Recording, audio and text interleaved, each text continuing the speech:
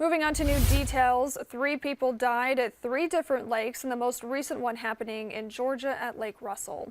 According to the Georgia Department of Natural Resources, 12-year-old Brian Ramirez drowned on Saturday while swimming with friends. Now, they were in a designated swimming area when the boy went underwater and didn't resurface. Crews did find him in 10 feet of water. Ramirez was flown to the hospital but didn't survive.